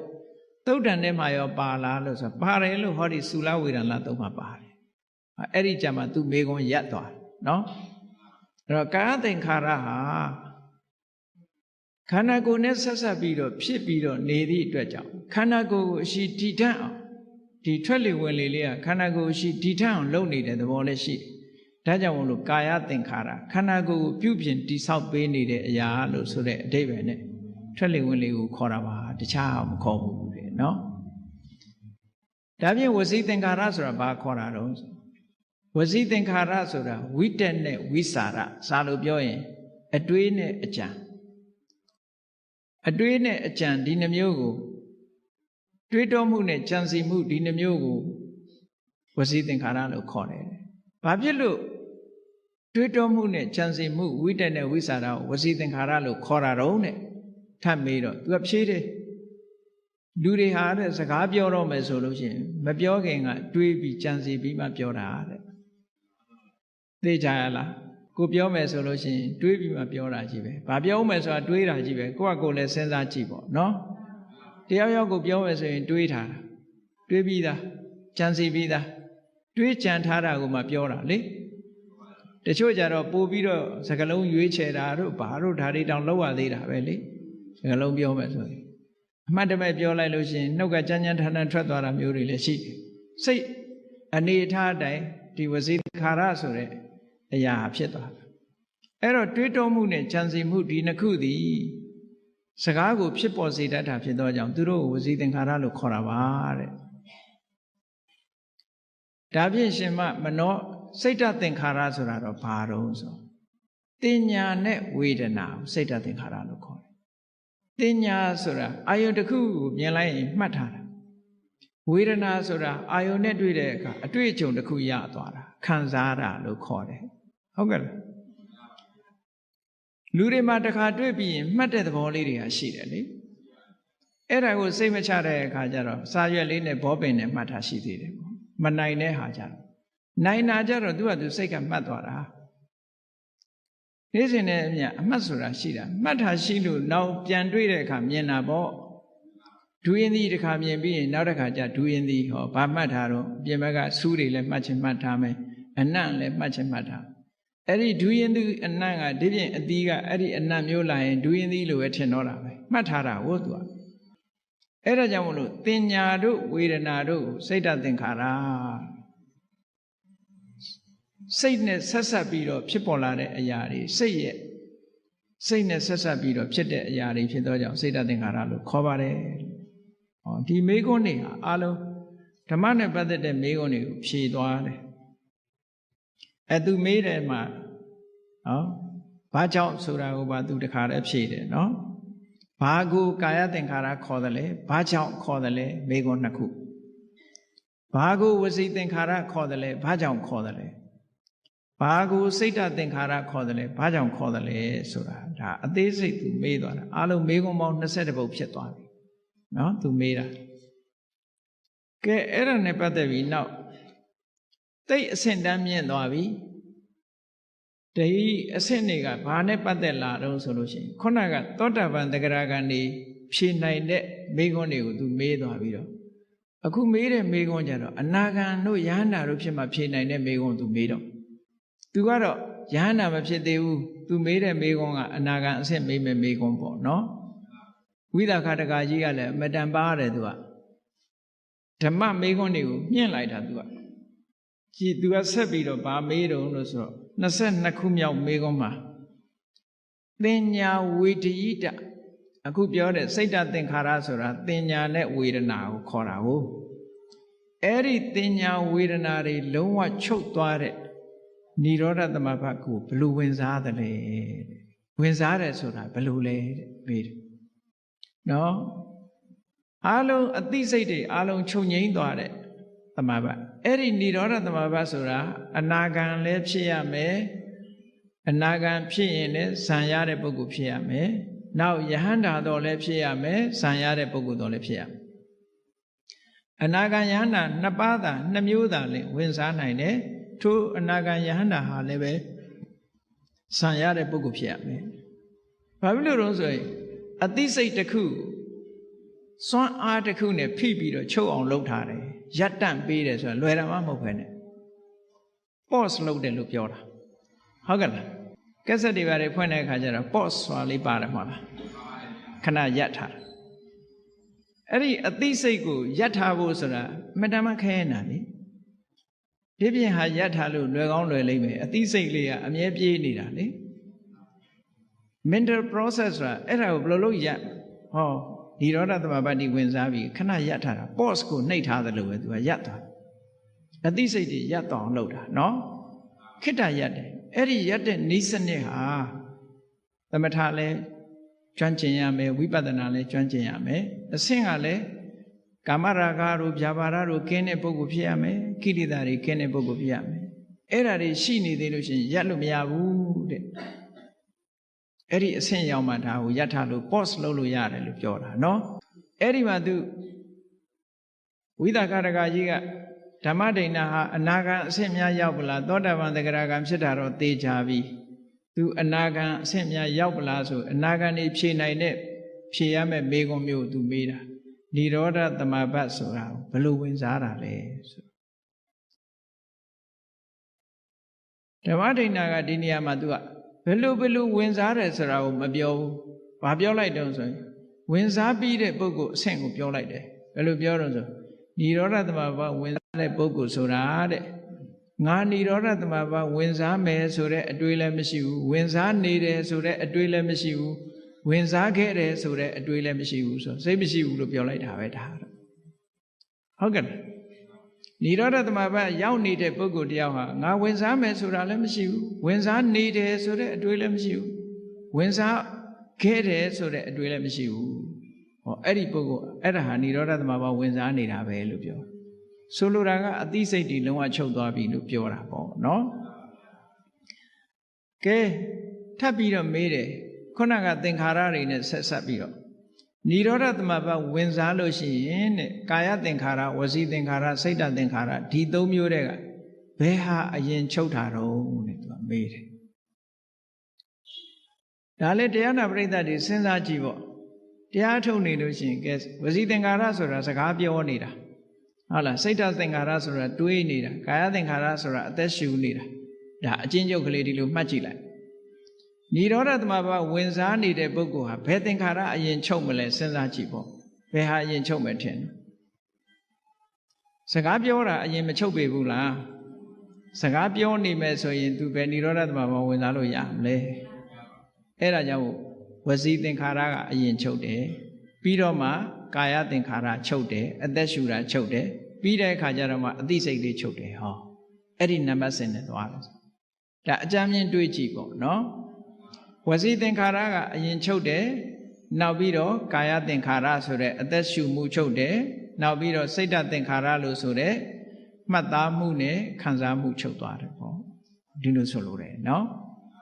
အဲ့ဒီမိကုံးကလည်းဓမ္မဒိဏထေရီမှာဖြေလိုက်တယ်ကဲကောင်းပြီនិရောဓသမဘာကထတယ်ဆိုတာဘယ်လိုလဲထတယ်ဆိုတာဇံကိုရုပ်သိမ်းလိုက်တာရပ်တန့်လိုက်တာပေါ့ခုနကစိတ်ကို pause လုပ်ထားတာကိုပြန်ပြီးတော့ခလုတ်ဖြုတ်လိုက်တာပေါ့အဲ့လိုဖြုတ်လိုက်လို့ရှိရင်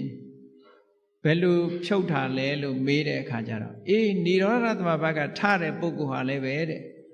ငါនិရောဓသမဘာဝင်စားအောင်မယ်ဆိုတာလည်းအတွေးမရှိဘူးဝင်စားနေတယ်ဆိုတဲ့အတွေးလည်းမရှိဘူးဝင်စားခဲ့တယ်ဆိုတဲ့အတွေးလည်းမရှိဘူးတဲ့ဒီသုံးမျိုးပဲပြောတယ်ပြန်ပြီးတော့ဘာဖြစ်လို့လဲဆိုတော့និရောဓသမဘာကထားလိုက်တဲ့ပုဂ္ဂိုလ်မှာအနာဂံဆိုလို့ရှိရင်အနာဂါမိဖို့စိတ်ကဝင်လာတာချက်ချင်းဖြစ်အဲ့ဒီအနာဂါမိဖို့စိတ်ရဲ့အာယုံကနိဗ္ဗာန်သာဖြစ်တယ်တခြားမတွေ့ဘူးဟုတ်ကဲ့လားယဟန္တာဆိုလို့ရှိရင်ရတ္တဖို့စိတ်ကလေးပေါ်လာတယ်အဲ့ဒီရတ္တဖို့စိတ်ကလေးဟာနိဗ္ဗာန်ကိုအောင်ပြုတယ်ဒါကြောင့်မို့ခုနအတွေ့တွေရှိနိုင်ပါမလားရှိနိုင်ဘူးအဲ့ဒါကို तू ကလက်တွေ့နဲ့ရှင်းပြီးတော့ပြလိုက်တာကဲနောက်ပြီးတော့မေးတယ်និရောဓသမဘာကထလာတဲ့ပုဂ္ဂိုလ်မှာတဲ့និရောဓသမဘာကိုရုပ်သိမ်းရပ်တန့်လိုက်တဲ့ပုဂ္ဂိုလ်မှာတဲ့ကာယသင်္ခါရဝစီသင်္ခါရစိတ်ဓာတ်သင်္ခါရဘယ်သူစဖြစ်မလဲဘယ်ဟာကစဖြစ်တာတော့ तू မေးလိုက်တယ်နော်ဘယ်ဟာစဖြစ်တုံးဆိုတော့စိတ်ချုပ်ထားတဲ့ပုဂ္ဂိုလ်တယောက်ဟာစိတ်ကစဖြစ်မှာပေါ့နော်စိတ်ပြီးပြီဆိုတဲ့အခါအသက်ရှူမှုကာယသင်္ခါရဖြစ်တယ်ပြီးတော့စကားပြောမှုဆိုတဲ့ဝစီသင်္ခါရဖြစ်လာတယ်ပေါ့ဒါនិရောဓသမဘာမှာထတဲ့အခါသင်္ခါရအစဉ်ကတစ်မျိုးအဲ့ဒါလို့ဖြေလိုက်တော့သူ့အဖြေဟာလုံးဝအမှားယွင်းမရှိပြည့်စုံပြီးတော့သွားတယ်ဒါအနာဂံပုဂ္ဂိုလ်တွေဖြေနိုင်တဲ့မိခွန်းတွေပေါ့နော်နောက်နံပါတ်29အနေနဲ့သူဗာမေးတော့ဆိုလို့ရှိရင်និရောဓသမဘာကនិရောဓသမဘာဝင်စားပြီးတော့និရောဓသမဘာကထလာတဲ့ပုဂ္ဂိုလ်ထတယ်ဆိုတဲ့စကားလုံးကိုသုံးတာကအကြည့်အိပ်ပျော်ပြီးအိပ်ရာကထတယ်ဆိုတဲ့သဘောမျိုးပြုံးသုံးထားတာနော်သမဘာဝင်စားပြီးသမဘာကထလာတဲ့ပုဂ္ဂိုလ်မှာတဲ့သူ့စိတ်လေးဟာဘယ်ကိုညွတ်နေတော့ဒါလေးကိုမေးတယ်ခုနတုန်းကစိတ်တွေရပ်တန့်ထားတာကိုအဲ့ဒီရပ်တန့်ထားတဲ့စိတ်ကလေးပြန်ပေါ်လာတဲ့အခါကျတော့ဒီစိတ်ကလေးကဘယ်နေရာမှာ तू သွားနေတယ်တော့ तू ကဘယ်ပေါ်မှာညွတ်နေတော့ဘယ်မှာပျော်မွေ့နေတော့လို့မေးတဲ့အခါကျတော့ဝိဝေကနေနာတဲ့သင်္ခါရတရားတွေကင်းစိတ်မှုပေါ်မှာငြိမ် तू ကညွတ်နေတယ်ဆိုလိုတာကဝိဝေကဆိုတာဥပရိဝိဝေကဆိုလို့ရှိရင်နိဗ္ဗာန်ကိုရည်ညွှန်းတာမျိုးပဲနော်အဲ့တော့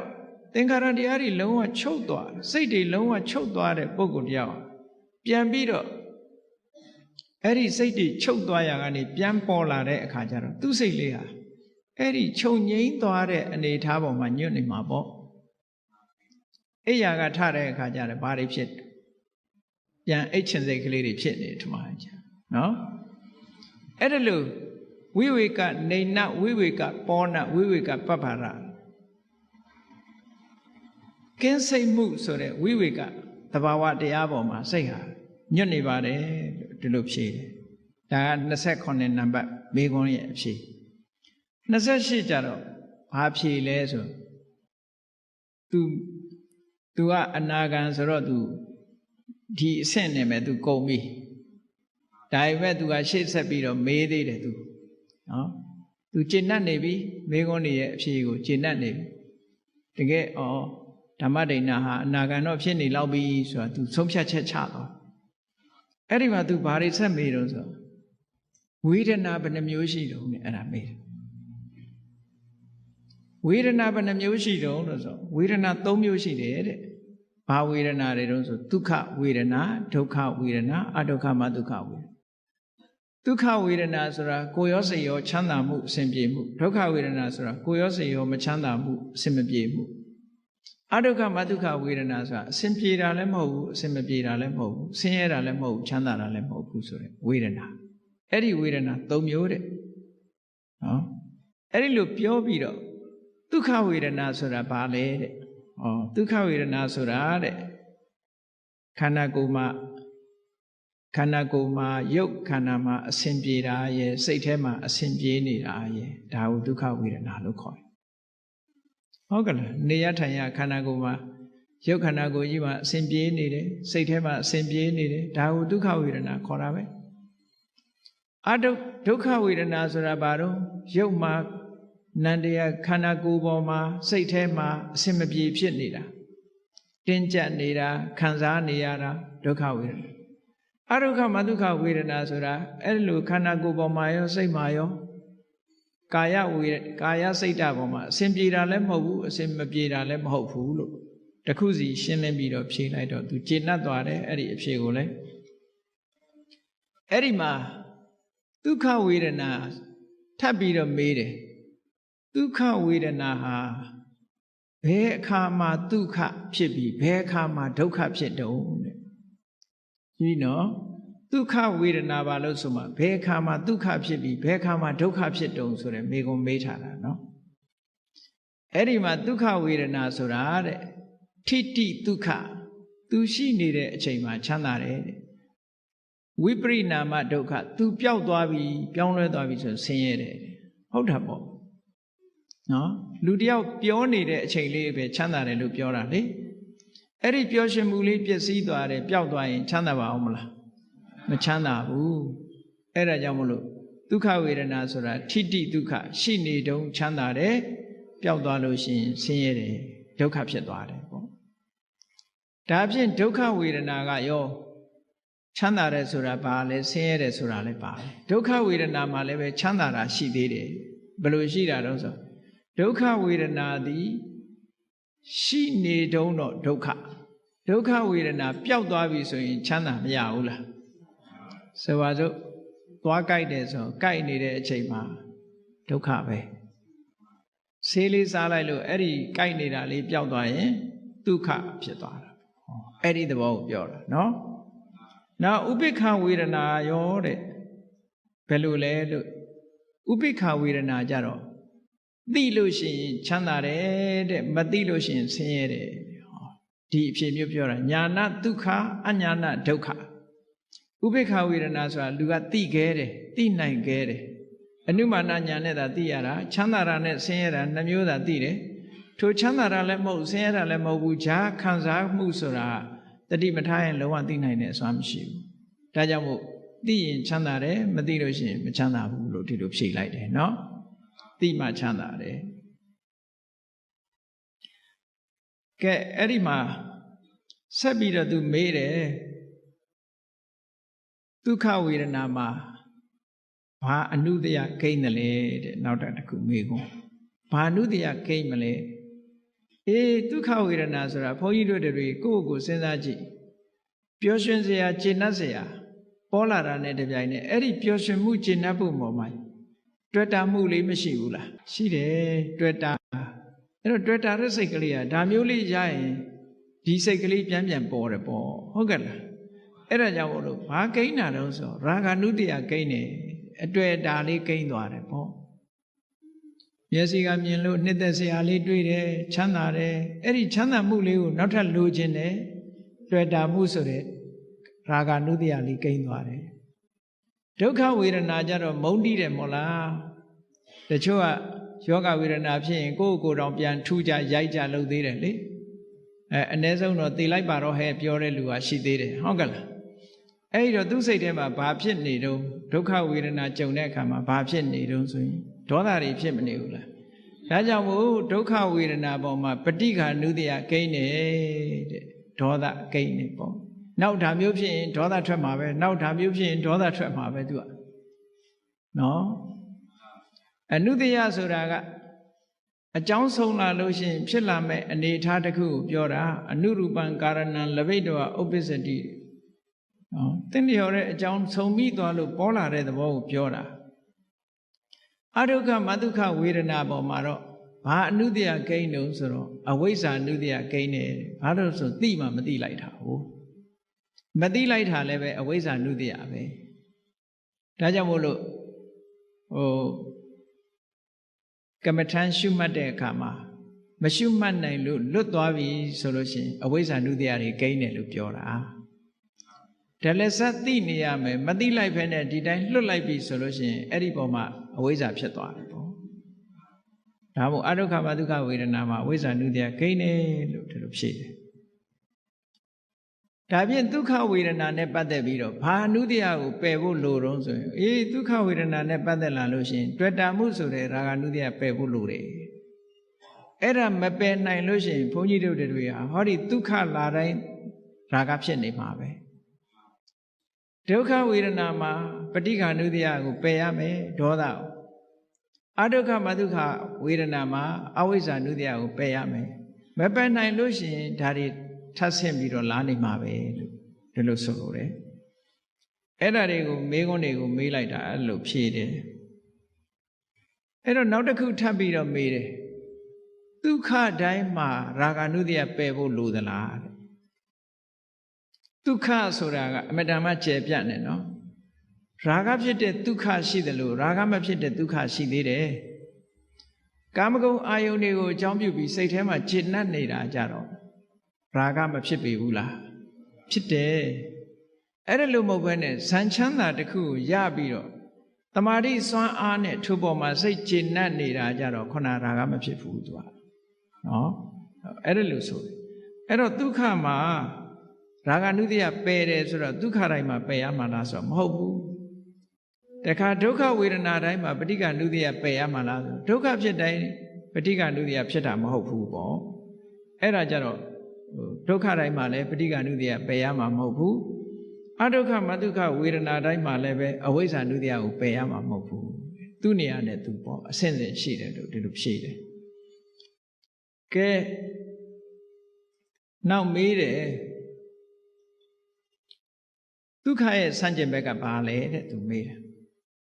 ဒီမေးခွန်းတော့ဖြေနိုင်တော့ပါတယ်เนาะတရားနာတယ်ဒုက္ခရဲ့ဆန့်ကျင်ဘက်ကဒုက္ခပေါ့ဟုတ်ကဲ့ဒုက္ခရဲ့ဆန့်ကျင်ဘက်ကဒုက္ခနောက်ဒုက္ခရဲ့ဆန့်ကျင်ဘက်ကဘာလဲလို့မေးတယ်ဒုက္ခပဲပေါ့နောက်အဒုက္ခမဒုက္ခရဲ့ဆန့်ကျင်ဘက်ဆိုတာသူ့ကြောင့်ပေါ်လာတဲ့သဘောတရားကိုပြောတာအဒုက္ခမဒုက္ခရဲ့ဆန့်ကျင်ဘက်ကအဝိဇ္ဇာတဲ့အဲ့လိုဖြေတယ်သူကအဝိဇ္ဇာဖြစ်ပေါ်တတ်လို့ပြောတာเนาะအဲ့တော့ तू မေးတဲ့မေးခွန်းတွေဟာကြည့်မေးလာလိုက်တာအဲ့ဒီအဆင့်ရောက်တော့နောက်နံပါတ်48အနေနဲ့ तू မေးတယ်အဝိဇ္ဇာလို့ဖြေလိုက်တော့ तू အဲ့ဒါကိုကောက်ပြီးတော့မေးတယ်အဝိဇ္ဇာရဲ့ဆန့်ကျင်ဘက်ကဘာတော့လဲဆိုတော့ဝိဇ္ဇာပေါ့အဝိဇ္ဇာဆိုတာမောဟရဲ့ဆန့်ကျင်ဘက်ကအသိဉာဏ်ပဲဆန့်ကျင်ဖယ်ရှားနိုင်တဲ့သဘာဝတရားသည်ဝိဇ္ဇာဖြစ်တယ်လို့တခါဝိဇ္ဇာလို့ဆိုလိုက်တာနဲ့သူကြည့်ရတာတော့ဘုန်းကြီးကဒီတခါကြီးမေးစရာကုန်းနေပြီနဲ့တူတယ်ကုန်းနေတော့သူကအစွန်းထွက်ထားလေးတွေကိုင်ပြီးရှောက်မေးနေတာနော်သူကခုနအခက်ခဲတဲ့និရောဓသမဘတ်နဲ့ပတ်သက်တဲ့မေးခွန်းတွေသူမေးပြီးပြီမေးသွားတဲ့အခါမှာနောက်ပိုင်းမှာသူအစွန်းထွက်ထားလေးတွေလိုက်ပြီးတော့မေးတာအခုလဲအဝိဇ္ဇာလို့ပြောလိုက်တာနဲ့သူအဝိဇ္ဇာရဲ့ဆန့်ကျင်ဘက်ကဘာတော့ဆိုဝိဇ္ဇာတခါဝိဇ္ဇာလို့ဖြေလိုက်တဲ့အခါကျဝိဇ္ဇာရဲ့ဆန့်ကျင်ဘက်ကဘာတော့တခါလာဝိဇ္ဇာနဲ့ရှင်ဘက်ရှင်တွဲပြီးတော့လာတဲ့အရာဘာလဲလို့မေးတဲ့အခါကျတော့ဓမ္မဒိဋ္ဌာထေရီမကဖြေတယ်ဝိဇ္ဇာနဲ့ရှင်တွဲလာတဲ့အရာကတော့ဝိမု ക്തി လို့ခေါ်တယ်ဝိဇ္ဇာဆိုတာမဲ့ညာကိုပြောတာဝိမု ക്തി ဆိုတာလွတ်မြောက်မှုဖို့ကိုပြောတာအဲ့ဒီသဘောကိုဖြုတ်တယ်ဒါဖြင့်ဝိမု ക്തി နဲ့ရှင်တွဲလာတာကြတော့ဘာတော့လို့မေးတဲ့အခါကျဝိမု ക്തി နဲ့ရှင်တွဲလာတာကြတော့နိဗ္ဗာန်ပဲပေါ့ဖို့နဲ့ရှင်တွဲလာတာနိဗ္ဗာန်ပဲအဲ့ဒီထိအောင်မေးခွန်းပေါင်း90ပြည့်သွားပြီသူမေးတာနောက်ဆုံးသူတခုမေးခွန်းတခုထပ်မေးလိုက်တယ်နိဗ္ဗာန်နဲ့နိဗ္ဗာန်ရဲ့ဒီရှင်ဘက်ကဘာတော့လို့မေးတာ52နှစ်တခုမြောက်မေးခွန်းကြတော့နိဗ္ဗာန်ရဲ့ရှင်ဘက်ပฏิဘာဂဆိုတဲ့အသုံးနဲ့မေးနိဗ္ဗာန်ရဲ့ရှင်ဘက်သဘာဝတရားဘာလဲလို့ဆိုတော့နိဗ္ဗာန်မှာနိဗ္ဗာန်အထက်ရှိနိုင်မှာအောင်မလားအဲ့ဒီမှာဘိက္ခုနီမကပြောတယ် တကားကြီးတဲ့မေကွန်းကိုအဆုံးကိုမတတ်နိုင်ဘူးတဲ့လွန်သွားပြီတဲ့မေးတာတွေကတဲ့အဲ့ဒီချိန်မှာသူ့ကိုတတိပေးတယ်နော်တကားကြီးကပြဿနာကိုအဆုံးမတတ်နိုင်ဘူးတဲ့တကားကြီးမေးတဲ့မေကွန်းကမေးဖို့ရနဲ့လွန်သွားပြီတဲ့ဘာဖြစ်လို့တော့ဆိုတော့မြတ်စွာဘုရားရဲ့သာသနာတော်မှာအဆုံးသတ်ဟာနိဗ္ဗာန်ပဲနိဗ္ဗာန်အထက်မေးစရာမရှိတော့ဘူးဆိုပြီးတော့ဓမ္မဒိဋ္ဌာဘာပြောတော့ဆိုရင်မကျေနပ်လို့ရှိရင်မြတ်စွာဘုရားသွားမေးတဲ့ဒီမေးခွန်းတွေကိုဘုရားမေးဘုရားဖြေတဲ့အတိုင်းမှတ်ပါတဲ့နော်မေးကျင်တပတ်ဆိုရင်ဒီမေးခွန်းတွေအကုန်လုံးမြတ်စွာဘုရားကိုသွားမေးပါအောင်တဲ့မေးလို့မြတ်စွာဘုရားဖြေတဲ့အတိုင်းမှတ်ပါတဲ့သူဖြေတာတယ်မှားမယ်ထင်လို့ရှိရင်အဲ့ဒီမှာသွားမေးပါအောင်လို့ပြောတခါကြီးကသဘောတွေကြပြီးတော့ဓမ္မဒိဋ္ဌာထေရီမရဲ့ဒီဓမ္မဉာဏ်ဓမ္မအရေးချင်းတွေကိုသူအကဲခတ်လို့ရသွားပြီပေါ့ရသွားသည့်အတွက်ကြောင့်ခြေနဲ့အာရတာရုခေါ်ပြီးတော့အဲ့ဒီနေရာကနေသူထပြန်သွားတယ်ပြန်သွားပြီးတော့မြတ်စွာဘုရားစီသွားမြတ်စွာဘုရားရှိမောက်ရောက်တဲ့အခါကျတော့ဓမ္မဒိဋ္ဌာထေရီမနဲ့တွေ့ခဲ့တဲ့အကြောင်းဓမ္မဒိဋ္ဌာထေရီမကိုသူတို့မေးခွန်းတွေမေးလို့ဖြေတဲ့အကြောင်းတွေကိုဘုရားကိုအကုန်ပြန်လျှောက်တဲ့အခါကျတော့မြတ်စွာဘုရားကဘာပြောတော့ဆိုအေးဓမ္မဒိဋ္ဌာသိဉာဏ်ကောင်းတာပဲသိပညာရှိတာပဲငါမေးလေဒီမေးခွန်းတွေဒီတိုင်းပဲဖြေမှာပဲအဲ့တော့သူဖြေတဲ့အတိုင်းသာမှတ်ပြီတော့လို့မြတ်စွာဘုရားကအဆုံးဖြတ်ပေးလိုက်တာဟုတ်ကဲ့အဲ့ဒီသုတ်တန်ကိုဘုန်းကြီးတို့တရားချက်ခင်သူတော်စင်ပြိဿတ်တို့ဖတ်ချင်တဲ့ပါဆိုလို့ရှိရင်နော်မေဇိမပဏ္ဏတပါဠိတော်မှာသုလဝေဒန္တသုတ်ဆိုတာရှိတယ်မေဇိမနိကေမှာသုလဝေဒန္တသုတ်ဆိုတာရှိတယ်အဲ့ဒီသုလဝေဒန္တသုတ်ကိုဖတ်ကြည့်မယ်ဆိုလို့ရှိရင်အခုမေးခွန်းနဲ့အဖြေတွေတွေ့ပါလိမ့်မယ်အားလုံး50နဲ့တစ်မျိုးနောက်ဆုံးမေးခွန်းကိုတော့လွန်သွားပြီဆိုပြီးတော့အဖြေမပေးတော့နော်အေးဒါကြောင့်မို့လို့ဓမ္မဒိဋ္ဌာထေရီမရဲ့ဓမ္မအဖြေတွေဆိုတာဟာသုလဝေဒန္တသုတ်မှာမှတ်တမ်းတင်ထားတာဖြစ်သည့်အတွက်ကြောင့်အရိယာသူတော်စင်တို့ရဲ့အမြင်ဟာဓမ္မနဲ့ပတ်သက်တဲ့အမြင်တွေဟာသောတာပန်ပုဂ္ဂိုလ်ရဲ့အဆင့်သဂရဂံပုဂ္ဂိုလ်အဆင့်အနာဂံပုဂ္ဂိုလ်အဆင့်ဒီအမြင်တွေဟာအမတန်မှထူးခြားတဲ့အမြင်တွေရှိတဲ့အကြောင်းဒီအကြောင်းတွေကိုဓမ္မဆွေးနွေးမေးမြန်းခြင်းဖြင့်ပုဂ္ဂိုလ်တယောက်ရဲ့အရည်အချင်းကိုသိနိုင်တယ်တာကိစ္ဆာယပညာဝေရိတပါဆွေးနွေးလေ့လာခြင်းဖြင့်သာလေပုဂ္ဂိုလ်တယောက်ရဲ့ပညာအရည်အချင်းကိုသိနိုင်တယ်ဆိုတဲ့အတိုင်းဝိသခာဆိုတဲ့ဥပဒကကြီးကဓမ္မဒိဋ္ဌာဆိုတဲ့ဘိက္ခုနီရဲ့ပညာအရည်ချင်းတွေကိုသိဖို့ရာအတွက်ရရှိထားတဲ့တရားဓမ္မအနေအထားတွေကိုသိရှိဖို့အတွက်ဓမ္မမေခွန်းပေါင်း52ပုဒ်50နဲ့မေခွန်းတစ်ပုဒ်မေခွန်း52ပုဒ်မေးတာအဲ့ဒီမေခွန်းတွေကိုမဆိုင်မတွက်ဓမ္မဒိဋ္ဌိထေရီမကဖြေဆိုခဲ့တယ်ဒီလိုဖြေဆိုနိုင်တာဟာဘဝမှာပါရမီတွေကိုဖြည့်ကျင့်ပြီးတော့တရားဓမ္မတွေကိုလေ့လာလိုက်စားပြီးကျင့်ကြံကြိုးကိုအထောက်ခြင်းကြောင့်ဖြစ်တယ်ဒါကြောင့်မို့ဘုန်းကြီးတို့တွေလည်းတရားဓမ္မကိုနာယူသင်ကြားပြီးတော့လေ့လာကြမယ်ကျင့်သုံးကြမယ်လိုက်နာကြမယ်ဆိုလို့ရှိရင်ဒီလိုဉာဏ်ရည်ဉာဏ်သွေးတွေရပြီးတော့နောက်ဆုံးဓမ္မဒိဋ္ဌာထေရီမတို့မျက်မှောက်ပြုသွားတဲ့နိဗ္ဗာန်ချမ်းသာကိုကိုယ်စီကိုယ်ငှမျက်မှောက်ပြုကြရမှာဖြစ်တယ်လို့ယုံကြည်ပြီးတရားဓမ္မကိုကျင့်ကြံကြိုးကိုအထောက်နိုင်ကြပါစေကုန်သတည်း